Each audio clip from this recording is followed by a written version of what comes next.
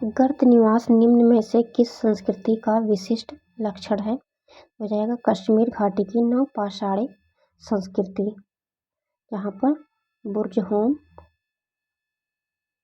में हमें गर्त के निवास दिखाई देते हैं। मानव समाधानों में कुत्ते दफनाए गए थे, तो इसमें भी हो जाएगा ये बुर्ज होम में, जहाँ मानव के साथ में कुत्ते को दफनाया गया था। निम्नलिखित में से किस स्थान पर नवपाषाण स्तर पर गेहूं और जौ की खेती के सर्वप्रथम प्रमाण मिलते हैं? ये मेहरगढ़ से।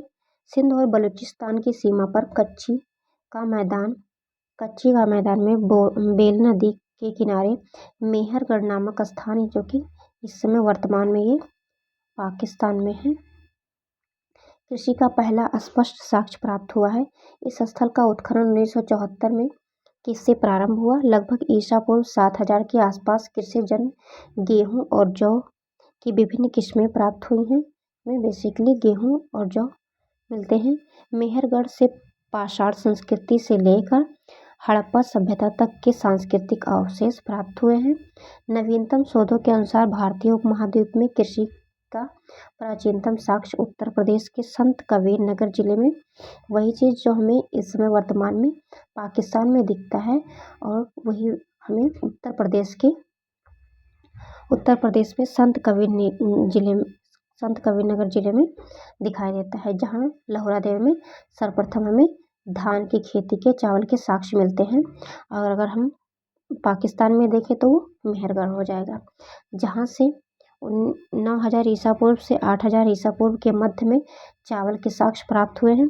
यदि मेहरगढ़ और लहुरादेव दोनों विकल्प में से हो तो लहुरादेव, अब भारत में पूछेगा तो लहुरादेव विकल्प सही हो जाएगा, और पूरे संस्कृति में पूछेगा तो सर्वप्रथम में मेहरगढ़ से दिखाई देता है। भारत में व्यवस्थित कृषि का प्राचीनतम प्रमाण कहाँ से प्राप्त होता है? ये मेहरगढ़ से। निम्न में से किस एक पुरास्थल से पाषाण संस्कृति से लेकर हड़प्पा सभ्यता तक के सांस्कृतिक अवशेष प्राप्त हुए हैं? तो ये भी मेहरगढ़ हो जाएगा। उसके बाद में उस स्थल का नाम बताइए जहाँ से प्राचीनतम साक्ष्य अस्थायी जीवन के प्रमाण मिले हैं। तो ये भी मेहरगढ़ हो जाएगा, क्योंकि जहाँ पर हमें कृषि के साक्ष्य मिलेंगे, हम अस्थायी जीवन के प्रमाण बेसिकली वहीं से मिलेंगे। नवपाषाण कालीन प्राचीनतम बस्ती मेहरगढ़ से मानव जीवन के अस्थायी साक्ष्य मिलते हैं। यह बस्ती पाकिस्तान में स्थित है, पाकिस्तान की बलूचिस्तान में, जहाँ पर कृषि करने तथा लोगों के अस्थायी निवास हेतु कच्चे घरों का भी साक्ष्य मिलता है। मेहरगढ़ से ही भारतीय उपमहाद्वीप में पालतू भैंस का प्राचीनतम साक्ष्य प्राप्त हुआ है। भारतीय उपमहाद्वीप में पालतू भैंस का प्राचीनतम साक्ष्य कहाँ से प्राप्त होता है? तो ये मेहरगढ़। सारे क्वेश्चन इसी से रिलेटेड है। मानव द्वारा सर्वप्रथम प्रयुक्त अनाज कौन सा था? तो ये हो जाएगा जौ।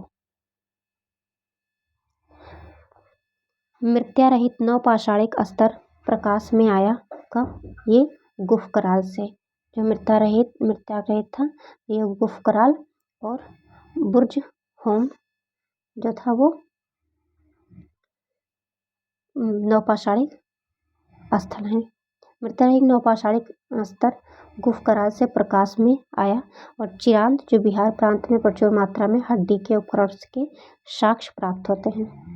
अब हम ताम्रपाषाणिक संस्कृति, ताम्रपाषाणिक काल के बारे में देखेंगे। ताम्र काल के महाराष्ट्र के लोग मृतकों के शरीर को फर्श के नीचे किस तरह से रखकर दफनाते थे? जाएगा उत्तर से दक्षिण की ओर।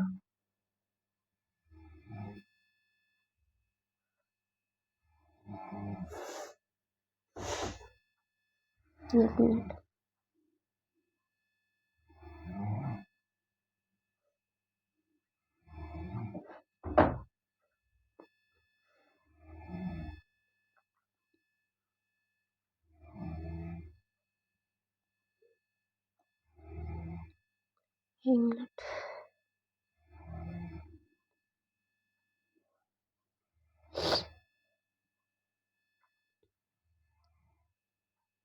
नौदा टोली किस राज्य में अवस्थित है?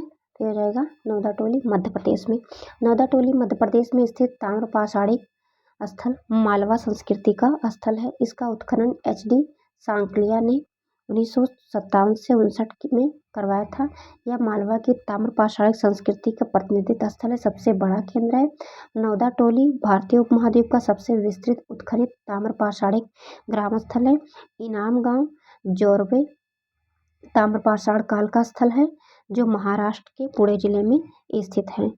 जो इनाम गांव जोरवे है वो महाराष्ट्र में स्थित है, ये भी ताम्र पाषाण से संबंधित है। और नौदाटोली जो है वो मध्य प्रदेश में ताम्र पाषाण काल से संबंधित स्थल है। नौदाटोली का उत्खनन किसने किया? तो अभी हमने देखा इसमें एच.डी. सांकलिया ने करवाया था। इनाम गांव भारत के किस राज्य में? तो ये हो जाएगा महाराष्ट्र में। भारत के किस स्थल में खुदाई से लोहे के धातु के प्राचीनतम स्थल मिले हैं? तो हो जाएगा अतरंगी खेड़ा में। भारत के किस स्थल से खुदाई से लोहे के धातु प्रचलन के प्राचीनतम प्रमाण मिले? तो ये अतरंगी खेड़ा हो जाएगा। अतरंगी खेड़ा जो कि उत्तर प्रदेश के एटा जिले में मिला है। इसमें लोहे के उपकरण प्राप्त हुए हैं। विद्वानों ने इस समय ईसा पूर्व के प्रथम शताब्दी निर्धारित किया है। इससे सिद्ध होता है कि उत्तर भारत में 1000 ईसा पूर्व से लोहे के उपकरणों का प्रयोग होने लगा था। इसे अभी तक प्राचीनतम साक्ष्य माना गया है। पाषाण कालीन जो विविध मिसलेनियस क्वेश्चन है उसको भी देख लेते हैं। 50वां नंबर क्वेश्चन है, दक्षिण भारत की बृहद पाषाण समाधियां संबंधित हैं। तो हो जाएंगे लोह काल से। दक्षिण भारत में पाषाण युग के बाद दक्कन के पठार तथा सुदूर प्रायद्वीप में महापाषाण संस्कृति। महापाषाण संस्कृति वो है कब्रों के दफन, जो कब्र दफन किए गए थे उसे महापाषाण संस्कृति से जानते हैं। यह संस्कृति एक हद तक भारत के पूर्वी मध्य प्रदेश तथा उत्तर पश्चिमी क्षेत्रों के में पाई जाती है, लेकिन दक्षिण भारत के संदर्भ में इसका विशेष महत्व है। महापाषाणीय संस्कृति का ऐतिहासिक महत्व 2 विशेषताएं हैं। इसका लोह युग से अविरल रूप में इससे जुड़ा हुआ है और काले तथा लाल मृतभांडों के आविर्भाव से संयुक्त होना है। ज्ञातव्य है कि दक्षिण भारत की बृहद पाषाण समाधियों में की स्मारकों में पहचान मृतकों को दफनाने के रूप में इसे बहुत बड़ी मात्रा में इसलिए इसे महापाषाण संस्कृति के नाम से जानते हैं। और इसके 2 कॉन्टेक्स्ट और हैं, काले और लोहे मृतभांड और लोहे की खोज। नेक्स्ट क्वेश्चन, 1 मिनट, क्या हो गया, चल ही नहीं रहा।